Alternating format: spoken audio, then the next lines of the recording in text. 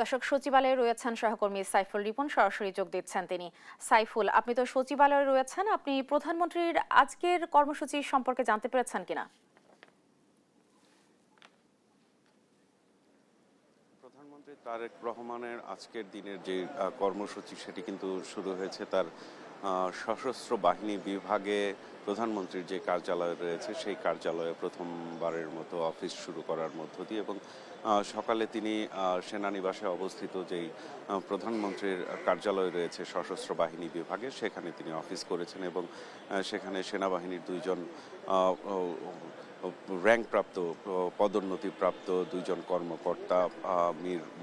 lieutenant general Mir Mushfiqur Rahman এবং major general একজন major general Rashid Chowdhury তাদের পদোন্নতি ব্যাচ পুড়িয়েছেন তিনি সেখানে, এবং সেখান থেকে কিন্তু সচিবালয়ে 9:40-এ এসছেন এবং এখানে এসে তার নিজ দপ্তরে জনপ্রশাসন মন্ত্রণালয়ের উপদেষ্টা, জনপ্রশাসন বিষয়ক উপদেষ্টা, জনপ্রশাসন মন্ত্রণালয়ের প্রতিমন্ত্রী এবং মুখ্য সচিব তাদের সাথে বৈঠক করেছেন, এবং বেলা 11:15 নাগাদ চীনের রাষ্ট্রদূত এই প্রধানমন্ত্রীর সচিবালয়ের কার্যালয়ে প্রবেশ করেছেন, এবং 1 ঘন্টারও বেশি সময় বৈঠক শেষে কিন্তু কিছুক্ষণ আগে চীনের রাষ্ট্রদূত এখান থেকে বের হয়ে গেছেন, এবং আমরা যতটুকু জানতে পেরেছি যে দুই দেশের স্বার্থ সংশ্লিষ্ট বিষয় ছাড়াও প্রধানমন্ত্রী তারেক রহমানকে দায়িত্ব গ্রহণের পর চীন সফরের আমন্ত্রণ জানানো হয়েছে চীনের পক্ষ থেকে, এবং সেই আমন্ত্রণটি চীনের রাষ্ট্রদূত তাকে পৌঁছে দিয়েছেন এমনটি কিন্তু আমরা জানতে পেরেছি, এবং এই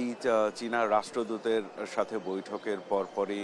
অনুষ্ঠিত হওয়ার কথা রয়েছে যে বিএনপির যেই নির্বাচনের প্রতিশ্রুতি 31 দফার মধ্যেও তিনি যেটি দলের পক্ষ থেকে প্রতিশ্রুতি দেওয়া হয়েছে যে কৃষকদের স্বাবলম্বী করতে এবং কৃষকদের আর্থিক সংকটের সহায়তা হিসেবে